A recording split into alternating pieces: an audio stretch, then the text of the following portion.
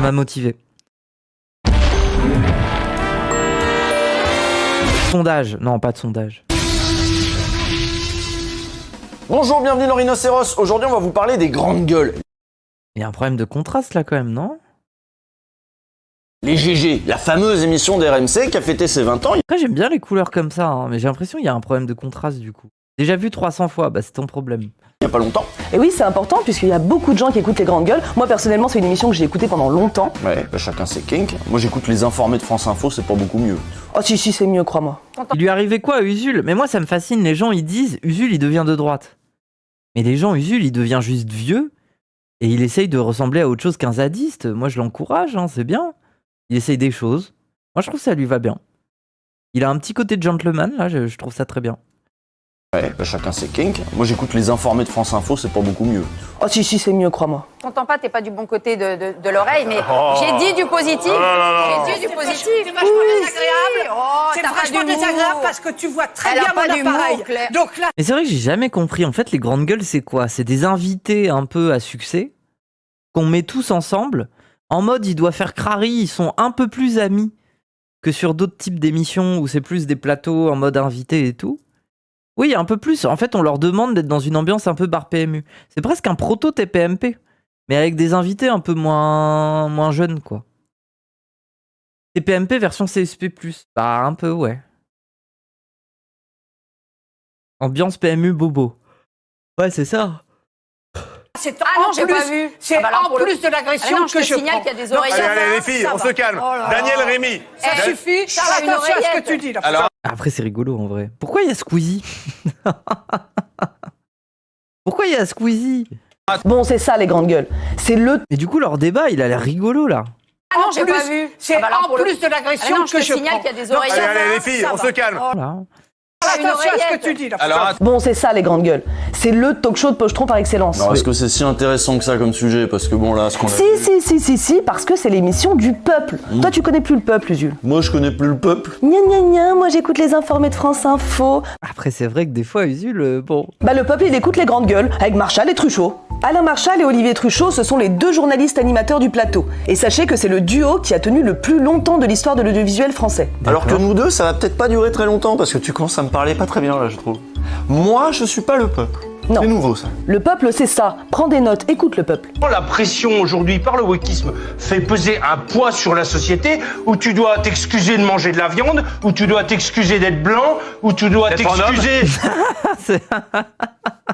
d'être un homme, où tu dois t'excuser quand tu te Oui, voilà. Putain, il me donne envie d'être d'accord avec lui, mais retournes sur une fille dans la rue et ce monde-là, on peut plus rien dire. c'est pas mon monde et j'ai pas envie de vivre dans ce monde-là. Emmanuel, Mais non, mais le pauvre là, il y a un personnage d'Astérix qui a fait un bond dans le temps. Je comprends un peu là.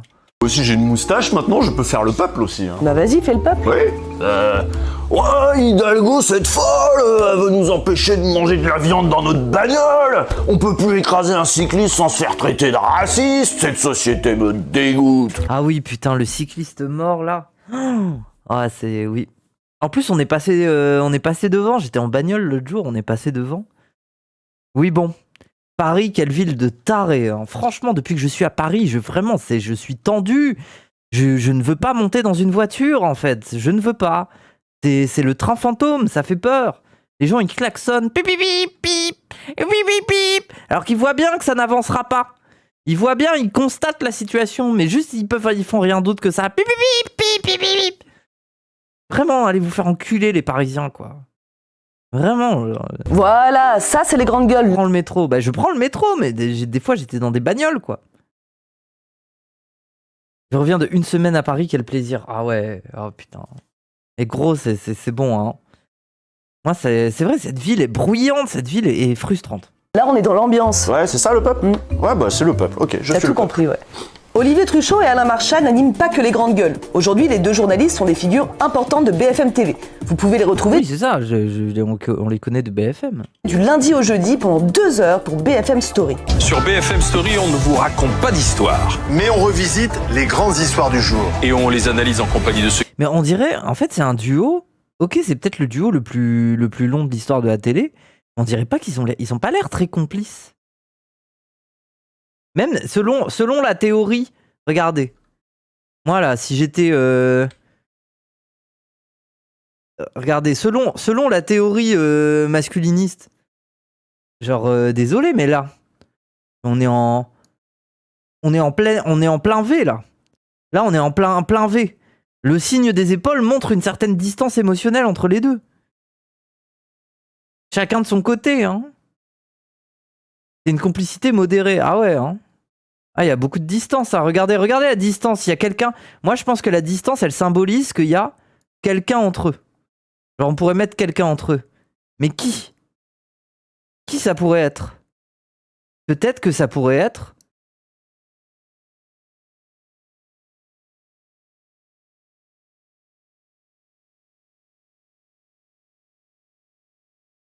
Kylian Mbappé.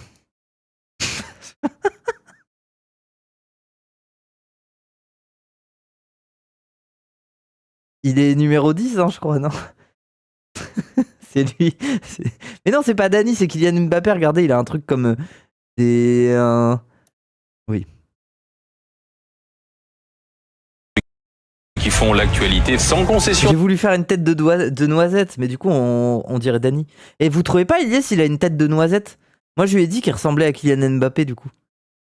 Ni langue de bois. Là, ils animent en fait une tranche d'infos en continu assez classique, hein, c'est moins le foutoir que dans les grandes gueules, mais il peut quand même s'y passer des dingueries. Il y a pas longtemps, c'est un passage de cette émission qui a suscité beaucoup de commentaires. Ah bah oui, l'interview, le duplex avec Rima Hassan, ça je l'ai vu. Et c'était sympa parce que Rima Hassan, donc la députée européenne insoumise, a choisi de leur rentrer dedans direct. Elle est arrivée comme ça, ouais, je voudrais faire une Ah oui, ça, c'était vraiment goldé, hein. petite parenthèse. Je me permets juste une toute petite parenthèse. Je veux simplement dénoncer le fait que vous avez été félicité par Olivier Rafovix, qui est un porte-parole de l'armée israélienne, une armée génocidaire. Ça dit beaucoup de Mais en plus, ce gars, Olivier Rafovitz, là, il est là depuis le début, depuis les trucs du 7 octobre. Il y a eu plein de séquences où on a vu que ce type, il disait de la merde, il fallait plus l'inviter, c'était bizarre.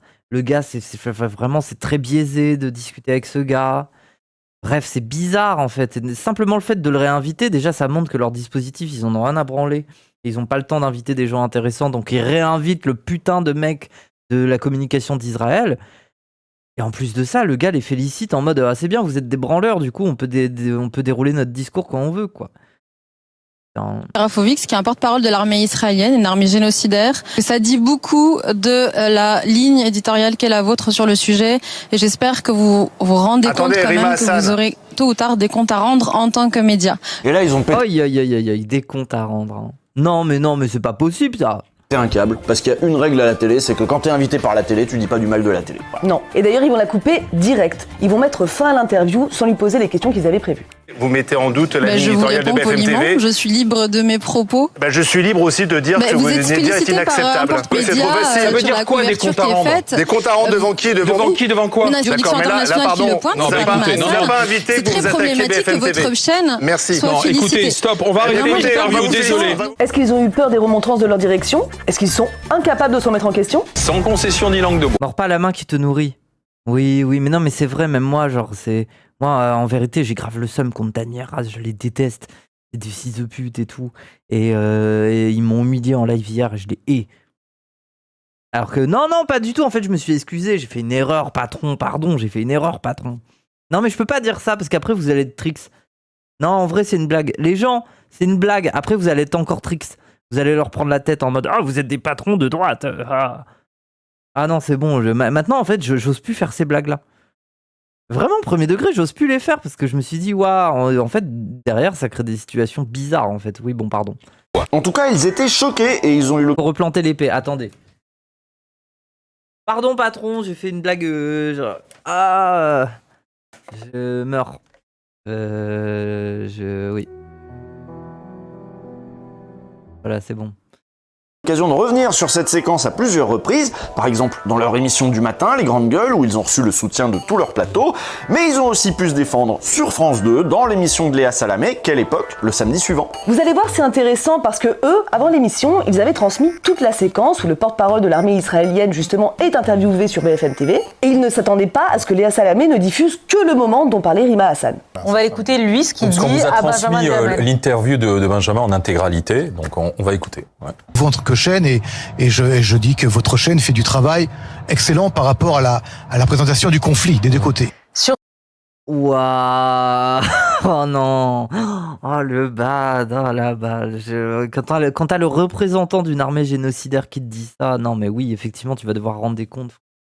Sa déclaration. Oui, il dit des deux côtés, mais. Des deux côtés, mais ça veut dire quoi? C'est jamais. Est-ce qu'il est bien placé pour féliciter de traiter le conflit des deux côtés? Il n'est que d'un seul côté, ce gars. Genre. Peu importe sur Rima Hassan, que le porte-parole de l'armée israélienne vous félicite sur la bonne couverture de votre conflit. Il manque le début parce qu'avant cela, il engueule Benjamin Duhamel puisqu'on vient de diffuser un reportage qu'on a fait à Gaza. Bah oui, mais c'est ça, mais c'est vrai que... Attendez, théorie. C'est pas un collier de soumise. Pardon. Enthoven là, c'est Daddy Enthoven. Félicite sur la bonne. Non, c'est mal placé. Il faut pas faire ce genre de blague. Force aux femmes, voilà. Couverture de votre conflit. Ah non, c'est Glucksmann. Elle est avec Glucksmann maintenant, c'est vrai. Raphaël. Vous croyez, il est là avec un petit fouet. Non, tu as été vilaine aujourd'hui. Je vois l'angle en vrai. À mon avis, c'est l'inverse. Je sais pas. Il manque le début parce qu'avant cela, il engueule Benjamin Duhamel puisqu'on vient de diffuser un reportage qu'on a fait à Gaza. Bah oui, mais c'est ça, mais c'est vrai que quand t'as le porte-parole de l'armée israélienne qui dit que tu fais du bon boulot, de son point de vue, du point de vue de l'armée israélienne, vous faites du bon boulot, non bah voilà, c'est exactement ça qu'avait dit Rima Hassan, c'est vrai que ça pose question. D'ailleurs, c'est surprenant qu'il se soit vexé pour ça, parce que Rima Hassan, c'est une grande gueule justement. Ils aiment bien ça normalement, ils aiment l'engueulade, et puis ils sont pour la liberté d'expression, ils l'ont encore dit chez Salamé. Ce qui est, à mon avis, plus compliqué aujourd'hui, c'est d'écouter des gens qui ne pensent pas comme vous. On a du mal à le supporter aujourd'hui. Et donc, nous, on essaie quand même toujours de mettre autour de la table des gens qui ont des points de vue différents, qui s'écoutent, qui s'engueulent parfois, mais qui peuvent aussi se comprendre. Le désaccord est devenu conflictuel. Non, mais ça, c'est beau quand même. Hein. En fait, on est des merdes. Eux, ils vont peut-être réussir à calmer le conflit israélo-palestinien parce qu'ils sont gentils et qu'ils invitent des gens des deux côtés. C'est vrai, ça. Le conflit Moi, je pense qu'il faudrait inviter un enfant qui a perdu ses bras et le mettre face aux communicants d'Israël. Moi, je pense qu'on serait sur du vrai média, là. On traite très bien le conflit, quoi. C'est un homme tronc qui a explosé plusieurs fois. C'est sombre, mais oui. Bah oui. Enfin, je le présente ironiquement, mais c'est parce que ça n'arrive jamais que c'est bon. Devenu la haine. La haine, en gros, c'est quand on les critique eux. Oui, c'est surtout quand des gens de gauche leur disent qu'ils sont trop de droite. Et du coup, ça donnerait une séquence, ça serait trop drôle. Genre, par exemple, c'est le mec d'Israël, il pourrait faire il ferait que des phrases où ça serait drôle parce que le mec, il aurait pas de bras et pas de jambes. Genre, il lui disait, nous, Israël, on vous a donné ça et vous demandez tout le bras.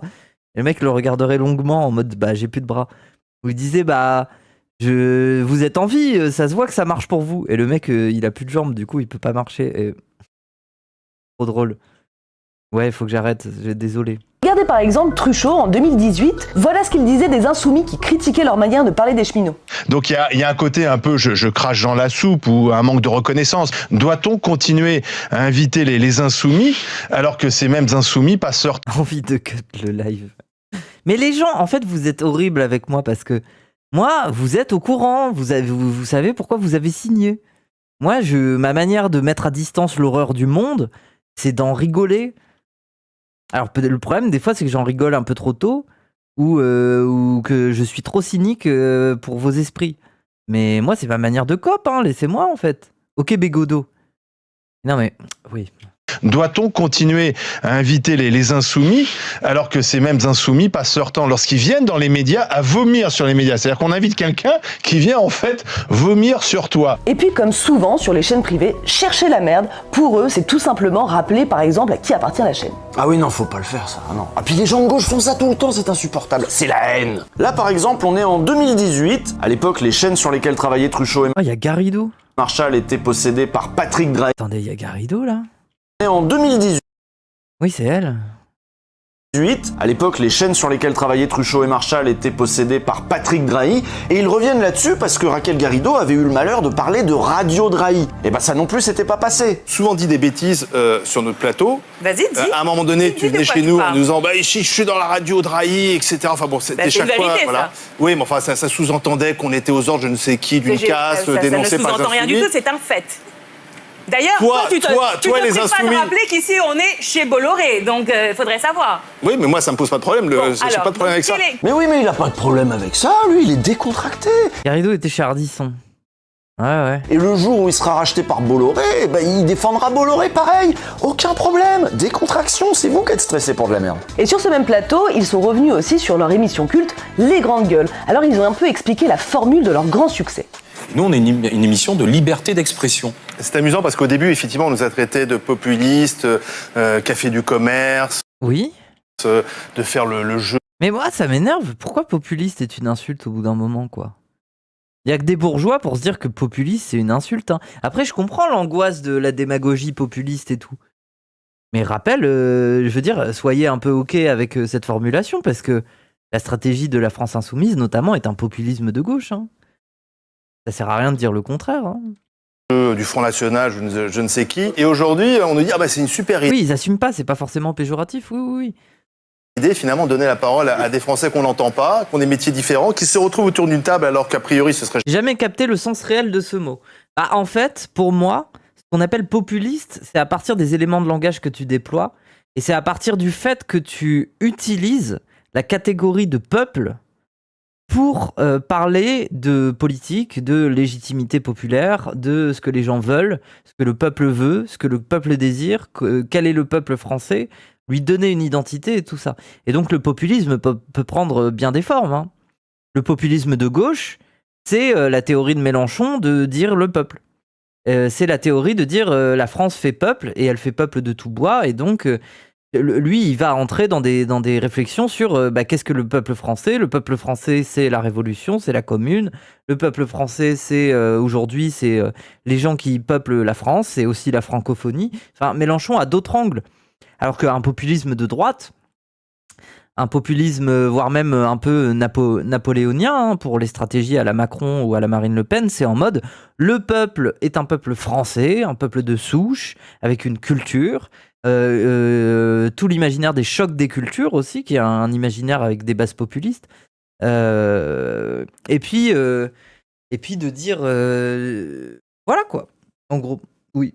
Vous avez compris ou pas? Populiste égale démago de gauche au Québec. Oui, mais après, le populisme peut être une démagogie. Et ça peut aussi être un truc sincère en mode, il y a le peuple, il y a la catégorie de peuple, qu'est-ce qu'on met derrière et qu'est-ce que stratégiquement ça veut dire politiquement de parler de peuple, en fait. Moi, je trouve que, on n'est pas dans la démagogie pour moi chez la France insoumise. À part, peut-être, dans certains aspects. Mais après, faut distinguer ce qu'est une démagogie et ce qu'est la construction d'un corps politique avec ses références. Par exemple, on pourrait très bien dire que la créolisation, c'est un peu démago. Mais la créolisation est un outil formidable pour reconsidérer ce qu'est le peuple, ce qu'est le peuple français, et être serein aussi avec ce qu'il devient, en fait. Genre, c'est accepter cette idée-là, tu vois. Populisme comprend la petite bourgeoisie, donc connotation poujadiste. Ouais, oui, tu vas un peu loin. Le populisme, c'est pas parler au peuple, mais dire ce que les gens veulent entendre en fonction de son audience. Non, ça c'est la définition de la démagogie, c'est pas la définition de populisme. La démagogie, c'est quand tu t'adaptes à ton audience. Le populisme, c'est quand tu utilises la catégorie de peuple pour penser la légitimité politique et ce que veut le peuple, et ce qu'est le peuple. C'est confusant, en vrai. Démocratie, on pourrait dire popucratie, donc pourquoi pas être populiste? Une popucratie? Ouais. Oui. Le problème, c'est que la démocratie représentative, c'est pas du populisme. Pas vrai. À la limite, une expérience de populisme démocratique, en quelque sorte. Enfin, démocratique, avec beaucoup de limites, hein. Mais c'était peut-être, comment il s'appelle là, au Venezuela. Populisme, c'est quand on s'adresse aux pauvres. Mais non, pour moi, c'est pas ça. Populisme égale eux versus nous, peuple versus élite dirigeante. Oui, mais dans ces cas-là, ça veut dire quoi? Ça veut dire que le marxisme est un populisme et donc une conspiration. Dans ces cas-là, on retombe dans les écueils de tous les atlantistes qui ont, après 68, passé leur temps à casser du sucre sur le dos des marxistes et des communistes. Merci Sodome, merci pour les 500 bits. Dans ces cas-là, on n'en sort pas, en fait. Désolé, il faut se réconcilier avec ce truc de populisme. La France insoumisme est un populisme de gauche. Faites avec cette idée-là, déjà. Le populisme, c'est la Chine, la démocratie, c'est l'Amérique. Mais c'est pas vrai! Ah! Non, le marxisme ne parle pas ou presque pas de peuple. Mais c'est pas la question. Si tu me dis le peuple, c'est le populisme, c'est eux versus nous, le peuple contre ses élites, alors désolé, mais quand Marx présente une catégorie populaire, légitime et prolétaire, et qu'il l'oppose à la bourgeoisie, qu'il l'exploite, alors dans ce cas-là, il est dans le populisme. C'était une blague. Non, mais je comprends, mais je prends un peu premier degré. Trump est populiste. Oui, mais globalement, la grande majorité des politiques aujourd'hui sont des populistes. Après, ils n'ont pas le même fond. Mais dans la forme, c'est vrai qu'ils essayent de déployer des stratégies similaires. Bien évidemment. Le populisme s'oppose à l'élitisme. Oui, bah tant mieux. Genre, vous voulez quoi? Vous voulez des technocrates? Vous voulez des macronistes? Vous voulez des sociétés civiles de merde ils comprennent rien à ce qu'ils font et ils le font, quoi. Genre, oui. Macron, il est pas populiste, c'est même l'inverse. Non, par contre, il est bonapartiste. Il est bonapartiste. Et le problème, c'est que quand t'es bonapartiste, tu l'es forcément un peu populiste. Parce que le bonapartisme part de ce principe de dire il y a le peuple et le peuple a besoin d'un chef, d'un leader, d'un individu charismatique. Donc il y a quand même cette dimension où tu es ce leader charismatique et tu t'adresses à l'entité que tu qualifies de peuple. Donc Macron est quand même dans une forme de populisme de ce point de vue-là. Mais en fait, c'est parce que le populisme, aujourd'hui, c'est une dimension très, très globalisante dans la politique pour moi. C'est un truc que tout le monde utilise. Le populisme, c'est la constitution de la catégorie de peuple contre une élite. Et le populisme de droite, c'est la nation ethno-raciale.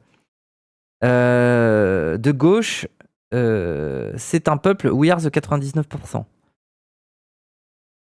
Oui, disons que la droite, elle utilise plus le populisme pour qualifier, pour créer une identité fictive de ce que serait un peuple, tandis que le populisme de gauche essaye plutôt d'utiliser la catégorie de peuple pour reproduire une sorte de classe en soi, une classe pour soi, prolétaire, un peu un truc un peu marxiste de base, quoi. Dans le populisme de droite, l'élite, c'est souvent les juifs. Oui, après, là, c'est en train d'évoluer, hein. C'est en train d'évoluer avec ce qui se passe en Israël, avec le fait que le Rassemblement national a eu un blanc-seing en pouvant aller à la marche contre l'antisémitisme. Aujourd'hui, ils sont en train de reconfigurer leurs affects avec ça, hein. Mais ça fait déjà un moment, hein. C'est une des raisons pour laquelle Alain Soral a fini par dégager du RN, hein. C'est que la ligne antisémite, elle fait plus de mal que de bien pour le Rassemblement national. Au bout d'un moment, ils en veulent plus. Déjà, ils sont islamophobes et ça leur suffit bien, quoi. À quoi bon être antisémite en plus de ça? L'islamophobie leur permet déjà de récupérer énormément de votes, quoi. Est-ce que le populisme appelle le nationalisme? Bah, le populisme existe dans les frontières du nationalisme. Oui. Parce que, je sais pas, en fait, quand vous écoutez Mélenchon, il est dans deux postures. Il est dans la posture où il parle de peuple en tant qu'entité nationale, à savoir le peuple français, et en même temps, vous sentez que des fois, il essaye de dépasser le cadre et de parler d'universalisme humaniste un peu.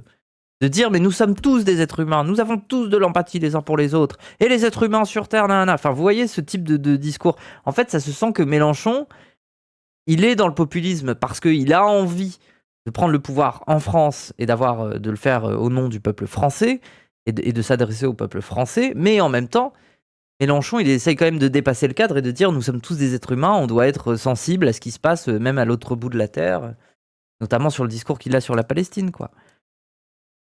La droite corrompt le mot pour l'assimiler à démagogie. Oui, c'est pour ça, faites attention à ça, en fait. Il y a le côté... En fait, on peut pas juste assimiler ça à de la démagogie, vous faites gaslight quand vous dites ça. Ils sont antisémites aussi, mais c'est pas la priorité.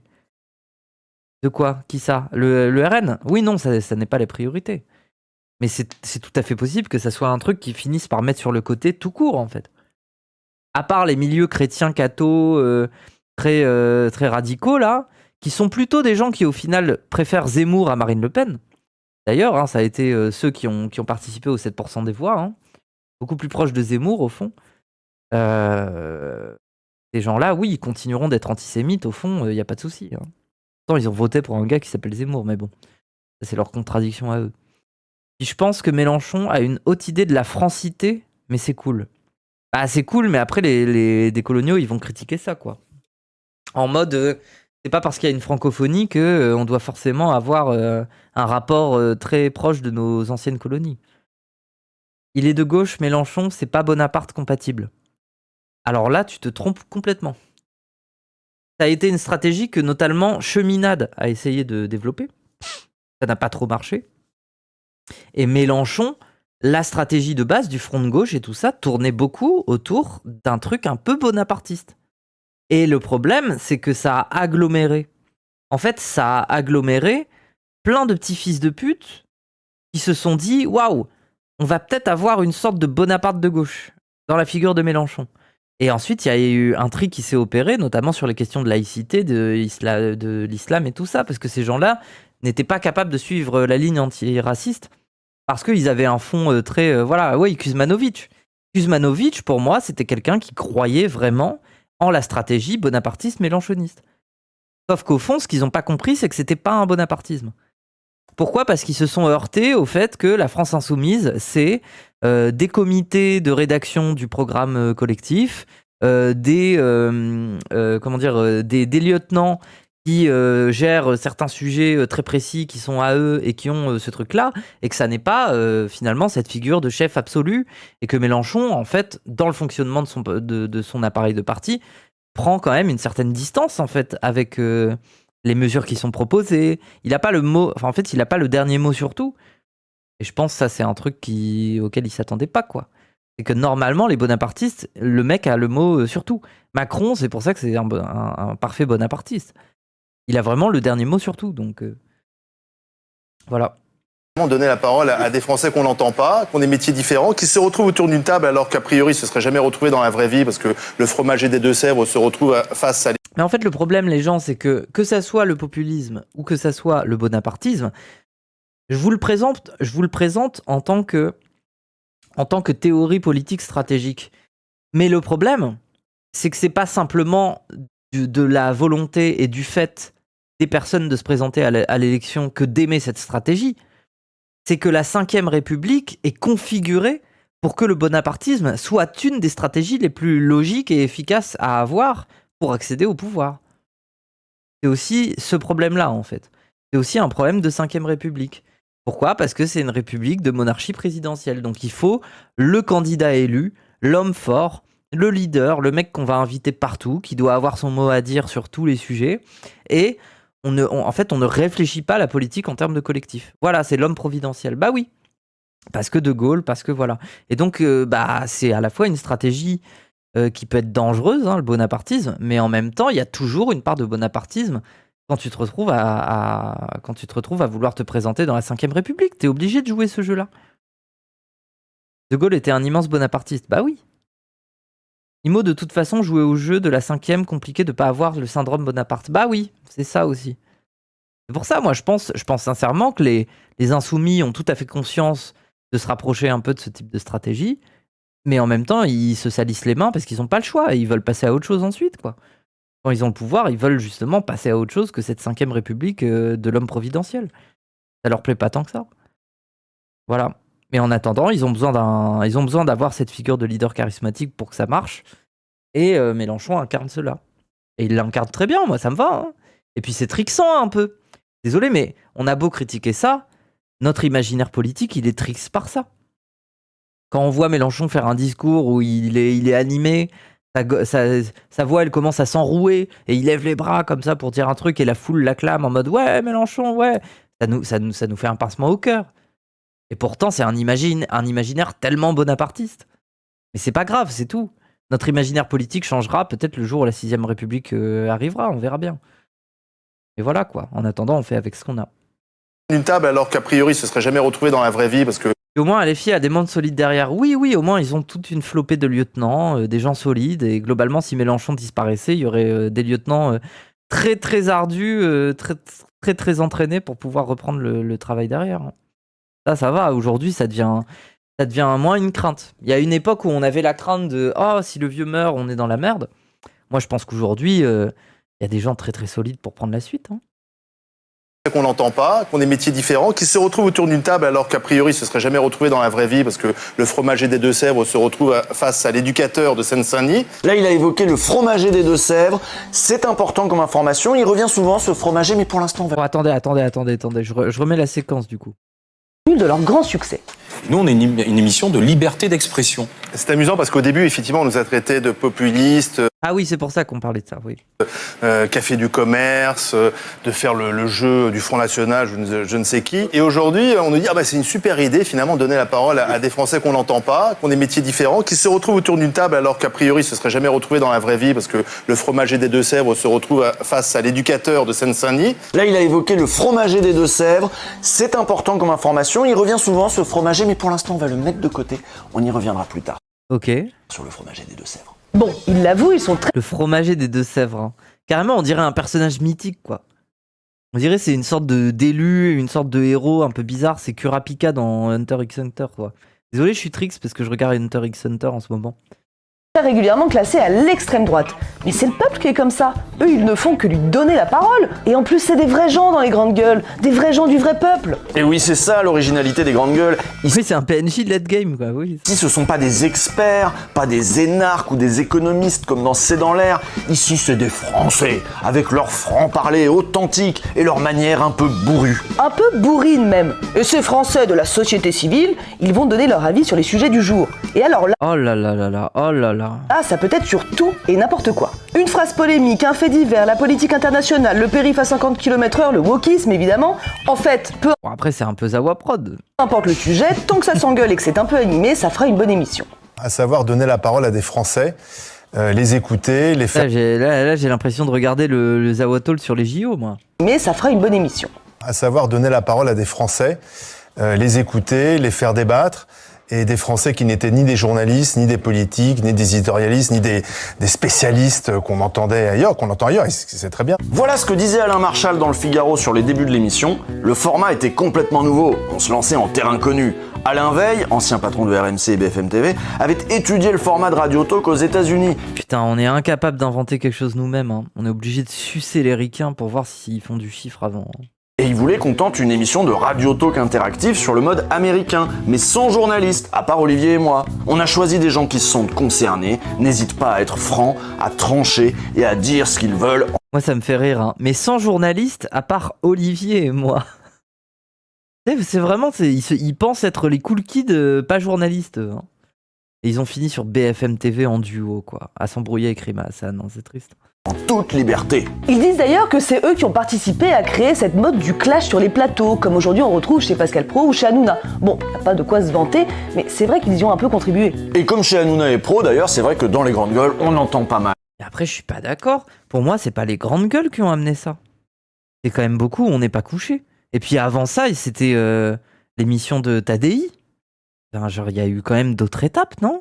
De propos racistes, sexistes, etc. Quelques jours avant la fameuse interview de Rima Hassan, une de leurs intervenantes régulières, Barbara Lefebvre, avait justifié le meurtre de femmes et d'enfants sur leur plateau sans que les présentateurs ne s'en offusquent. Il n'y a pas de milliers de civils libanais qui sont tués, il y a des civils qui restent avec le Hezbollah parce que c'est la famille, c'est les familles, c'est la grand-mère, c'est la mère, c'est la femme. Si les agents du Hezbollah gardent leurs enfants et leurs femmes avec eux, c'est leur problème, ils veulent tous mourir en shahid, c'est leur problème. Et puis eux... Non, c'est grave. En fait, elle a dit, ils restent avec leurs membres du Hezbollah. Tu sais, carrément, c'est comme un chien ou un chat. C'est un animal de compagnie, quoi. Du coup, quand il y a les bombes qui arrivent, la famille, elle est en mode, ah bah non, on peut pas laisser notre membre du Hezbollah tout seul dans la maison, quoi. Il va se faire bombarder. On va rester avec lui, on va lui faire un câlin comme ça. En attendant que les bombes nous tuent. On va faire un câlin à notre membre du Hezbollah. Non, mais c'est chaud. Waouh. Il n'y a aucun autre affect, hein. Il n'y a pas du tout l'affect de l'humiliation, de devoir partir de chez soi alors qu'on y a vécu toute sa vie, qu'on a pris un crédit pour rembourser une maison, qu'on a une fierté à mourir chez soi, qui est un truc qu'on retrouve beaucoup à Gaza notamment, et tout simplement le fait d'avoir peur de la perspective de devoir quitter son chez-soi pour aller où ? Pour quelle vie ? Genre, il y a des gens, ils sont en mode, je préfère mourir chez moi, me faire bombarder que partir en fait, genre laissez-moi. C'est grave. Hein, Si, ils ont leur petite sortie de route tranquille. Moi, je pense, des fois, je suis vraiment en mode, putain, ces Occidentaux, ils méritent de se faire bombarder, là. Comme ça, au moins, ils diraient plus ces mêmes conneries, là. Je suis horrible, mais je sais pas, fais-toi bombarder ta maison, on verra psychologiquement comment tu vas réagir. On va voir si tu vas rester avec ton membre du Hezbollah, là. Non, en vrai, c'est grave, il faut pas faire ça, non? Il faut pas dire qu'on souhaite que des gens soient bombardés. Non, je retire ce que j'ai dit, pardon. Pardon, les grandes gueules. Pardon. Ah! Raciste. Vous vous souvenez forcément des Ukrainiens qui ont la même bagnole que nous? Et bah ça c'était chez eux, c'était Truchot. Ah, mais Truchot! Les Français se disent, l'Ukrainien, il me ressemble. Mais bien sûr. Il a la même voiture que moi, et finalement, c'est à 3 heures de Paris, je pourrais être à sa place. Je pense que c'est ça, il y a simplement une espèce d'identification de proximité que peut-être le Français a moins avec l'Afghan, et c'est pas du racisme. Si, c'est une manière de dire que les gens sont racistes sans le dire, quoi. L'humoriste Yacine Bellatar les avait interpellés sur leur racisme et leur islamophobie. Ils avaient eu l'occasion d'y répondre sur le plateau des Terriens du dimanche. Les mots ont un sens, quoi. Je veux dire qu'on a réveillé la France raciste, enfin, à l'écouter, les grandes gueules, c'est un défouloir raciste. Si franchement, oui, c'est ça, Monsieur Bellatar ou Yacine Bellatar, mais portez plainte contre nous, vraiment. Et on se retrouve au tribunal, chacun avec notre dossier, chacun. Non mais Moi j'aime bien Truchot à côté que là. Oh là là. Non, pas un procès, non. Non, la flemme. Mais revenons à l'idée de base des grandes gueules, qui est de donner la parole à des personnes issues de divers milieux professionnels, de différentes classes sociales. En vrai, ça pourrait être très intéressant. Les Afghans n'ont pas de voiture. Non, mais c'est vraiment des totales aliens. Hein. Genre, par exemple, ils ne mangent pas, ils mangent par l'anus.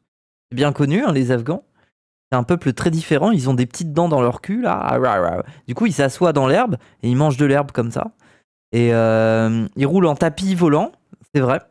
Ils roulent en tapis volant, ils se déplacent en tapis volant. Qu'est-ce qu'ils font d'autre? Quand ils ont des problèmes psychologiques, ils vont voir le génie de la lampe. Et du coup, ils frottent la lampe et ils disent « Coucou génie, je vais pas bien ». Et le génie leur parle. Qu'est-ce qu'ils font d'autre? Ils se nourrissent de thé. Ils ont des chameaux aussi, oui, c'est vrai, ils ont des chameaux. Soit ils se déplacent en tapis volant, soit en chameau. Ils ont des amis dans des lampes de pétrole, oui, c'est ça. Qu'est-ce qu'il y a d'autre? Du coup, l'anal, ça doit être super avec les Afghans. Ben non, parce que c'est pour ça que c'est interdit, en fait. C'est parce qu'ils mangent par leur bouche. Quelle idée de mettre un truc dans sa bouche alors qu'on mange avec, quoi. Genre, sexuellement, c'est bizarre un peu. Ils cultivent de l'opium. Les Afghans surfent sur le sable aussi en hiver. Oui, voilà, c'est bien connu. Ils fument de la frappe. Oui, c'est vrai ça. Non, c'est pas une blague. Ils portent des djellabas et des turbans. Oui, mais c'est parce que leurs femmes, c'est pas des vrais humains, c'est des aliens. Du coup, ils cachent le fait aux Occidentaux que c'est des aliens. Vu que j'avais pas de voiture, je pensais être afghan, mais j'ai pas tout le reste. Oui, voilà. Après, tu peux faire le test, hein. Essaye de manger par le cul, tu verras. Du coup, la bouche, c'est tabou, c'est pour ça, les burqas, oui. les Afghans, c'est d'une. Bah oui. Bref, pardon, désolé.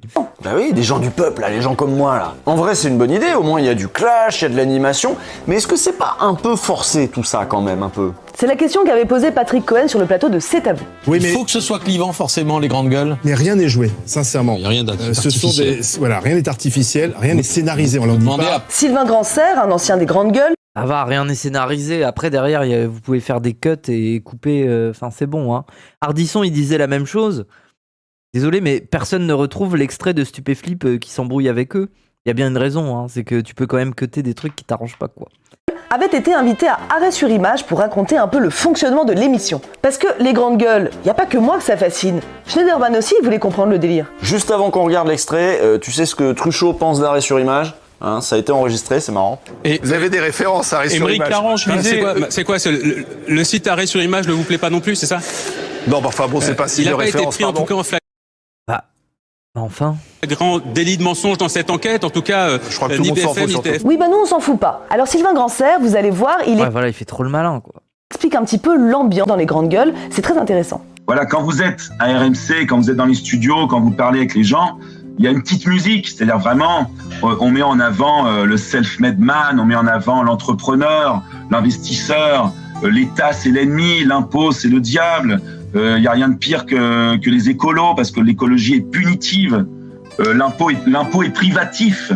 On ne dira jamais que l'impôt finance les hôpitaux, l'école, le collège, le lycée. Non, l'impôt, il est privatif. Bah oui, non, mais parce qu'en effet, aux grandes gueules, il y a toutes les professions. Alors oui, t'as le charcutier, t'as le fromager, t'as l'agriculteur, le druide, le barde. Ouais, il y a tout le village d'Astérix. Mais en fait, c'est que des patrons. C'est tous des patrons. Attends, quoi? ASFH archive. Putain, il y a quelqu'un, il m'a envoyé une archive de l'ASFH, médias humains. Tu fais flip? Mais waouh, gros, il y a toutes les interviews France Inter et tout. Waouh, la SFH tricks, hein. C'est ça l'astuce. Et c'est pour ça qu'ils disent que des trucs. En gros, les gens, la SFH, c'est le groupe de fans de Stupéflip. L'association de Stup Fanatiques, c'est ça. Non, Stup Fanatique Hardcore. Et c'est pour ça il y a un H. Go la regarder. Vous voulez la regarder? Vous voulez la regarder en entier? Mais je sais plus où elle est, moi. Non, mais c'est vrai qu'il y a plein de trucs. Interview chez Koé. Interview chez... Mais comment je vais retrouver, moi? Je retrouve pas Ardisson. C'est vrai que leurs fans sont full tricks. Merci de proposer cependant, mais non merci. Alors, on continue Usul, c'est beau. Mais en fait, c'est que des patrons. C'est tous des patrons. C'est ça l'astuce. Et c'est pour ça qu'ils disent que des trucs, des conneries de petits patrons tout le temps. Alors, revenons sur le fromager, tiens. Vous allez voir, ils en parlent tout le temps. C'est toujours le premier exemple qui leur vient en tête. Et ce fromager, il s'appelle Johnny Blanc. Écoutez, c'est un type charmant. Ah, le fromager, Johnny Blanc. Qu'est-ce qu'on a fait? On donne une allocation de rentrée scolaire encore plus importante. Oui. Quand tu parles aux éboueurs de Paris, ils te disent quoi? La semaine où on verse les allocations de rentrée scolaire, on passe notre temps à ramasser des cartons d'écran plat sur les trottoirs. Donc il y a un moment, j'ai envie de dire, faut se poser les bonnes questions. Oui, il faut peut-être aider les gens qui en ont besoin, mais il faut arrêter de balancer de l'argent comme on le fait. Les gens, ils sont pas plus pauvres qu'avant. Je n'y crois pas une seconde. Mais c'est quoi? C'est qui ce gars là? Et en fait, quand bien même l'allocation, elle sert à acheter un écran plat. Et moi, je suis un enfant, je me dis, bah c'est trop bien. Je vais pouvoir regarder des documentaires Arte, mais encore en plus grand sur un écran. Et du coup, je vais vraiment écouter le documentaire. Mais pas une seconde. Alors par contre, vous entendez fromager, le gars il s'appelle Johnny, enfin quand même tu t'imagines, ouais, le mec qui se lève tôt, il a des chèvres, il traite les chèvres, il a un petit camion, tout ça c'est quand même un peu la galère. Eh ben c'est pas ça, Johnny Blanc. C'est pas un petit artisan, c'est même pas juste un petit patron, parce qu'il est à la tête d'une grande entreprise de fromage. Oui, voilà. Qui exporte à l'international. Voilà, donc fromage ou pas fromage, c'est un patron. Et du coup, c'est quoi? C'est le mec qui fait le fromage blanc? Et du coup, bah, il va dire du mal des pauvres, que les gens sont feignants et tout. J'espère qu'il va finir comme son perso dans Cluedo le blanc.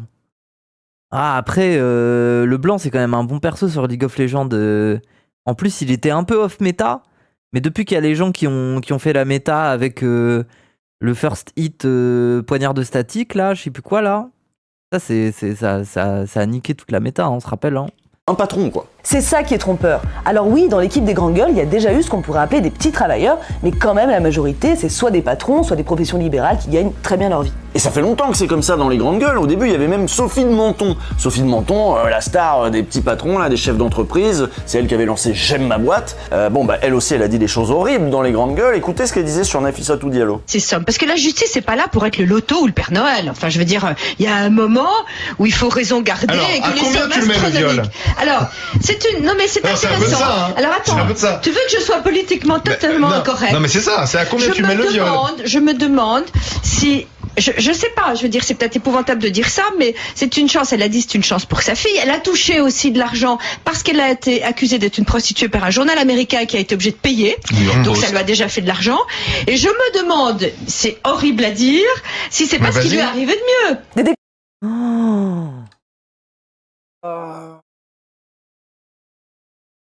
C'est horrible. Hein. Déclaration du genre, on en a régulièrement dans cette émission. Alors eux, ils disent tenir leur plateau, mais en réalité, ils encouragent leurs interprètes. C'était une prostituée, donc si elle s'est fait violer et que ça en fait une affaire médiatique, elle est quand même heureuse, hein? Hein? Madame Mazan, hein, Madame Mazan? Moi, je me demande, finalement, si elle a pas pris un peu de plaisir dans toute cette affaire, hein? Wow. On en a régulièrement dans cette émission. Alors eux, ils disent tenir leur plateau, mais en réalité, ils encouragent leurs intervenants à aller toujours plus loin. Et puis il y en a qui étaient si forts pour dire des horreurs qu'ils ont fini par devenir des professionnels, comme Barbara Lefebvre, donc qu'on vous a mis juste avant. Elle nous avait été présentée pendant longtemps comme une professeure, mais ça fait longtemps qu'elle a plus enseigné. Hein. Oui. Depuis, on la retrouve dans les grandes gueules Moyen-Orient, sur la chaîne de propagande israélienne I24 News. Elle passe sur elle. Ah, il y a les grandes gueules Moyen-Orient, waouh. CI, elle publie dans Le Figaro, Causeur, Valeurs Actuelles. Voilà, c'est une réactionnaire professionnelle maintenant. Le premier mensonge, c'est qu'on continue de nous faire croire que les grandes gueules, c'est le fromager, l'agriculteur, alors que quand on regarde la tablée, ce sont énormément de gens qui ont déjà une pratique médiatique avérée. Et puis la deuxième chose qui me gêne, c'est qu'on ne dit pas la vérité. On a le droit de recruter des gens déjà connus, mais on le dit. Et il y a des grandes gueules que vous avez pu voir sur plein d'autres plateaux de télévision, comme Charles Consigny ou Sarah Salman, des valeurs sûres. Voilà, que... Sarah Salman. Putain, moi j'attends le docu de Ruffin, là. Il sort quand d'ailleurs là? C'est bientôt, non? Je suis sûr que ce bâtard, on va le regarder en stream, on va se faire claim une autre chaîne par Ruffin. Ruffin va nous faire ban. Hein. On va regarder son docu de merde, on va se faire ban. Hein. Non, on en est là. Hein. Le docu. Il est sorti? Il est pas déjà sorti? Ah ouais? Il est sorti. C'est vrai? Cette semaine au ciné. Ah oui, voilà. Il est pas encore sorti. Là, il est au cinéma. Ok. Osef de sa bouse. Moi, j'ai dit que je la regarderais. Hein. Moi, j'ai dit que je regarderais sa bouse de merde. Hein. Avec un recul critique et en même temps très premier degré parce que ça a l'air amusant. Mais avec un certain recul critique, bien sûr. Hein. Ruffin n'est pas un camarade, hein. C'est bon. Des champions, décidément. Attends, tu m'as dit qu'il était sympa, Charles Consigny. Hors plateau, il est très aimable. Oui, il est sympa. Ça, c'est tes amis du peuple, donc. Bah écoute, il est dans les grandes gueules, donc c'est le peuple. Hein. C'est une grande famille, le peuple. Hein. Tu peux pas comprendre. Toi. Et dans cette grande famille, il y a aussi eu Gilbert Collard, Gilles William... Gilbert Collard... Goldnadel, ou même Alain Soral. Aujourd'hui... Ah! Non, je peux pas crier, j'ai des voisins maintenant. Il y a des mecs comme Antoine Diers, c'est un ancien conseiller politique d'Éric Zemmour, puis un ancien policier du RAID, ou un ancien directeur... Ah, je me rappelle de lui. Du Grand Parc du Puy du Fou, un de Villiers évidemment. Bon après soyons honnêtes, ils ont quand même donné le micro à Louis Boyard, Thomas Porcher, Anas Kazib. Bon ils y sont plus depuis des années, mais à un moment ils pouvaient y aller et essayer d'en placer une. Oui ok c'est vrai, bon après c'est pas forcément ceux qui étaient les mieux traités. Anas Kazib par exemple, cheminot et syndicaliste, c'est aujourd'hui une figure du parti Révolution Permanente. Après miskin, hein, le pauvre maintenant il fait des streams Twitch, enfin il se débrouille, il essaye quoi. Il est intervenu dans les grandes gueules de 2018 à 2020. Et oui, il a pu y tenir de temps en temps un discours anticapitaliste. Moi c'est vrai putain, ça c'est la bonne info. Faut retenir que Anas Kazib il a été aux grandes gueules pour essayer d'en placer une. Parce que quand il fait des leçons sur la manière dont les autres essayent de hein, libérer Anas. Non c'est bon toi, t'es devenu un militant RP, on a compris. Mais je pense il faut lui mettre ça dans la gueule un peu. Parce que ça a fait des grandes leçons. Hein. Nous on n'oublie pas. Hein. Quand ça commence à dire à Wissam, oui, tu fais le clown sur internet, je sais plus quoi là, et c'est bon. Hein. Et ça fait des grandes leçons, puis ça finit par ouvrir un compte Twitch, quoi. C'est parce que je quitte Zawa pour RP. Non. Ça par amour, gros, c'est. Alors, te laisse pas gaslight, hein. Mais ils ont raison, les gens qui disent il faut. C'est soit le travail, soit l'amour. Ils ont raison. C'est mon ARG principal pour critiquer. Et oui, il a pu y tenir de temps en temps un discours anticapitaliste. C'est là où il y a un problème avec le capitalisme, chers amis. Enfin, à un moment donné... Alors, on a attendu combien de temps pour y arriver? Il est 9h27, 27 minutes. Sauf que parfois ça passait pas, mais alors, pas du tout. Écoutez ce que répondait Olivier Truchot quand Anas Kazib lui parlait de... Après, c'est trop bien de revoir les vieux trucs de Anas Kazib, j'ai envie d'en voir plus presque. Souffrance au travail. Mais c'est inadmissible. Mais qu'est-ce que tu racontes? J'ai 33 ans, quand je me réveille de matinée, mon cœur il pulse. Mais qu'est-ce que tu dis? Mais qu'est-ce que tu dis? Mais il y a des gens qui ont de en janvier, t'auras toujours ton boulot. Après, le problème d'Anas Kazib, c'est que force à lui, mais il a quand même du... Enfin, sous la pression, je peux comprendre, mais là, il a un peu de mal à faire des phrases tout court, en fait. Sa phrase, c'était quoi? C'est le matinée, mon cœur il pulse. Je vois ce qu'il veut dire, hein, mais je... Tu racontes, j'ai 33 ans, quand je me réveille de matinée, mon cœur il pulse. Quand je me réveille de matinée, mon cœur il pulse. Non mais je capte. Mais qu'est-ce que tu dis? Mais qu'est-ce que tu dis? Mais il y a des gens qui ont de il y a des gens en janvier, t'auras toujours ton boulot. Il y a des commerçants qui ont... Mais qu'est-ce que tu me parles de boulot? C'est là la différence. Qu'est-ce que tu me parles de boulot? La plupart des travailleurs marocains, les Chibani, sont tous morts. Ils sont tous morts à 70 ans. J'ai un collègue. Pourquoi il y a un putain de son de gong de merde là? Bon, C'est pas ça, la vie, mon Talbot, un agent, il est parti à la retraite le lendemain de son pot de départ, il est décédé. Mais me dis pas non, je te dis des réalités. Sauf qu'ils l'ont viré. Alors son de con de gong là. Attention gauchiste. Ding ding ding. Attention, ne laissez pas parler. Et tout simplement, au moment du Covid, sans lui donner d'explication, Anas Kazib est revenu sur cette éviction sur le site de Révolution Permanente. Il a une théorie. C'est dans ces périodes-là où la bourgeoisie est plus en difficulté qu'elle muselle l'opposition. Il cherche à éviter tous les éléments de déstabilisation qui permettent d'apporter un contrepoids, une autre lecture de la situation, c'est-à-dire une lecture de classe. Il a raison, hein. Bon bah depuis, il n'y a plus personne de gauche radicale dans les grandes gueules, c'est tout de suite plus simple, c'est sûr. Il y a encore quelques personnes de gauche dans le casting, mais c'est vraiment histoire de... Un des derniers mecs de gauche. Oh là là, bah après il enfonce une porte ouverte, mais oui, oui, il a raison quoi, c'est à l'image de ce qui se passe en ce moment dans les médias. Qui reste, c'est Étienne Liebig. Alors, il est super, hein. Liebig, le mec des soupes? Le mec qui fait les soupes Liebig? C'est un gentil, il a un nom de soupe. Tu vois entendre bah oui. Étienne. Étienne, lisez le portrait d'Étienne. Regardez d'où vient Étienne Liebig, quoi. Type qui est parti, il a plus de 60 ans, Étienne, qui est parti jusqu'au Népal, jusqu'en Inde, qui est anthropologue, à 15 ans, anthropologue. Quoi? Il était anthropologue à 15 ans? Hein? Musicien de jazz. Éducateur. Ah mais là c'est un personnage de manga ça. Qui écrit des livres érotiques. J'irais presque. Merci à vous d'avoir accepté de rester dans les GG et d'être dans les GG parce qu'on se nourrit d'eux aussi de ce qu'ils apportent et de la discussion. Non mais c'est marrant là ce qu'il dit. Il dit anthropologue au Népal, musicien de jazz au Japon et oui. Merci Étienne Liebig de continuer à nous servir de caution de gauche sur nos plateaux full connards.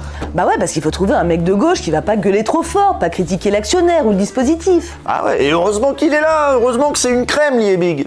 Mais Étienne, pourquoi tu te fâches toujours avec Charles Consigny? Mais je me fâche pas qu'avec Charles Consigny, je me fâche avec Charles parce que Charles il va à fond dans ce qu'il dit, donc je suis obligé de réagir de façon ferme et dure avec ce garçon fort intelligent par ailleurs. Et d'ailleurs, on se fâche plus avec les gens qui ont dû répondre. Oh, le suceur. Oh, le mec du public m'a énervé. Ce garçon fort intelligent. Lui là, c'est un mec du public lui. La réaction de suceur là. Gens par ailleurs. Et d'ailleurs, on se fâche. Regardez.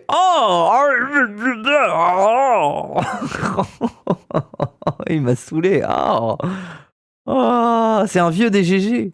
Plus avec les gens qui ont du répondant qu'avec ceux qui n'en ont pas. Alors attendez. Vraiment, la partouze permanente là. Étienne Liebig, son vrai nom c'est Stéphane Magie. Comme dans Magie. Ah putain, je vais appeler ça comme ça RP. Je vais appeler ça partouze permanente maintenant. Aux idéons du génie, ça s'écrit pareil.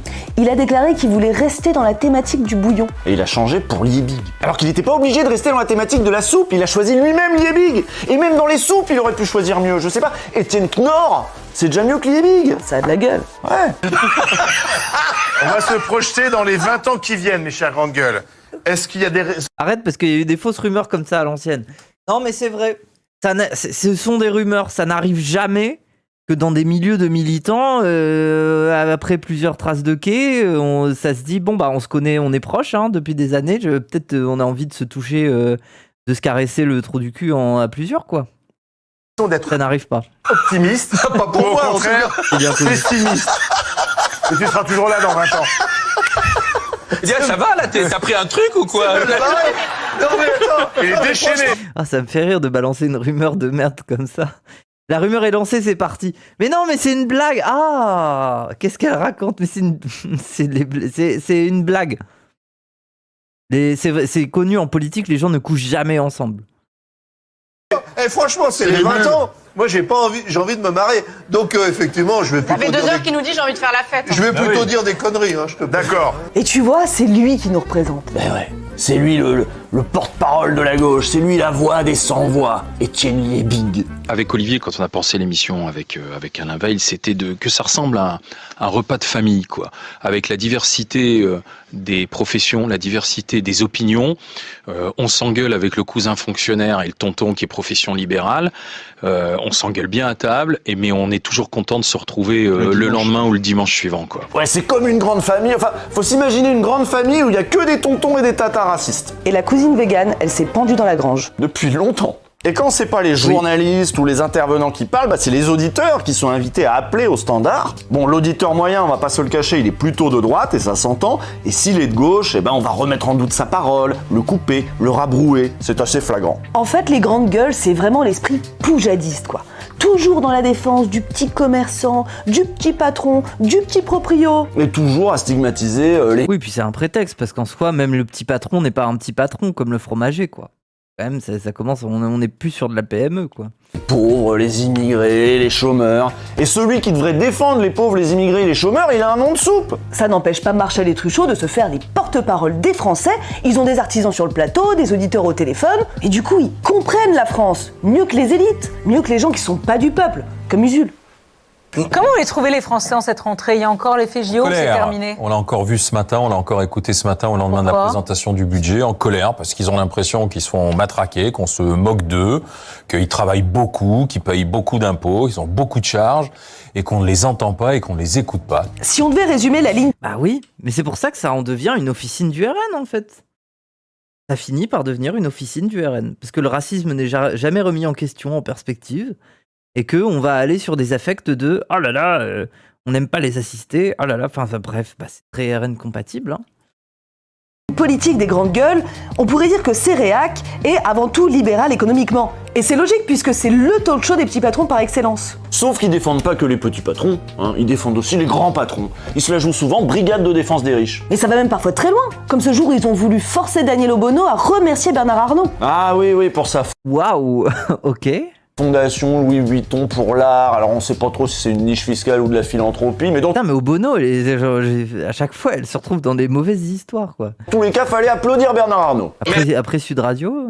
Merci Bernard Arnault pour ce chef-d'œuvre qui arrive au musée d'Orsay. C'est un problème que des biens communs comme des œuvres aussi inestables... Merci Bernard Arnault. Non, mais c'est pas la question. Écoutez, je vais pas aller des musées. Et merci au musée d'Orsay. Et merci aux artistes merci à LVMH. Non, je ne suis pas là pour dire merci. Je suis là pour attendre... Donc ça veut dire que vous n'allez jamais à la Fondation Louis Vuitton?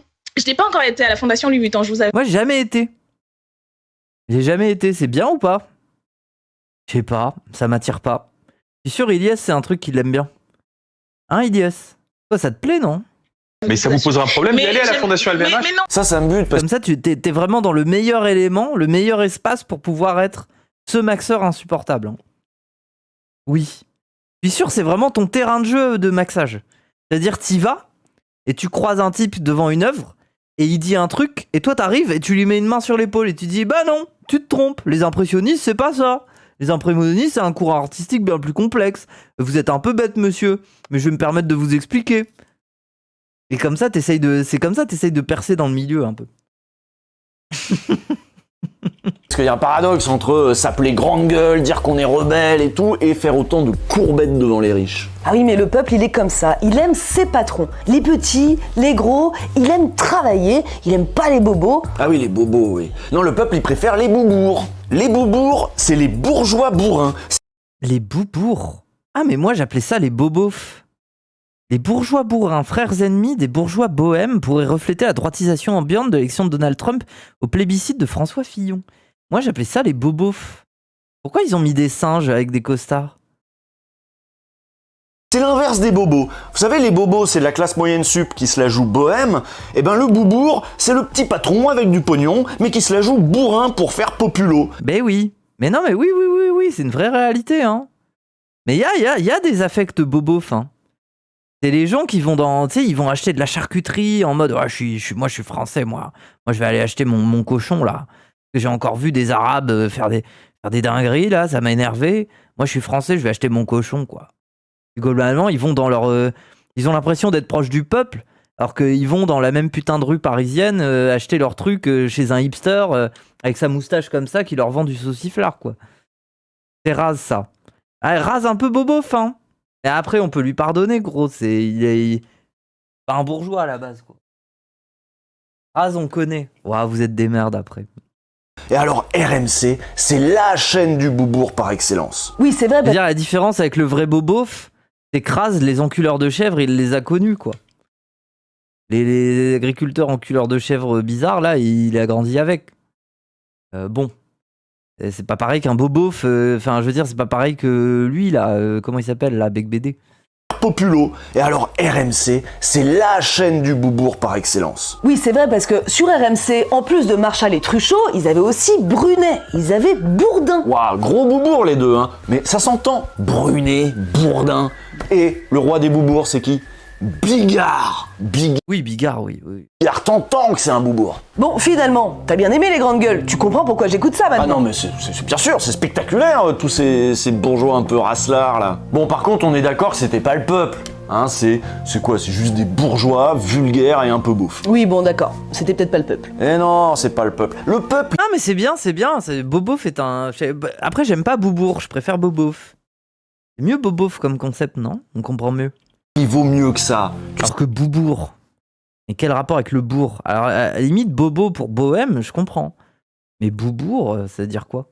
C'est quoi? Le peuple, il regarde Rhinocéros. Et le peuple, bah on va le retrouver dans 2 semaines. Hein? À dimanche dans 2 semaines, le peuple. Et si vous voulez qu'un jour on dépasse en longévité le duo Marchot-Truchal, n'hésitez pas à faire... Bourgeois bourrin.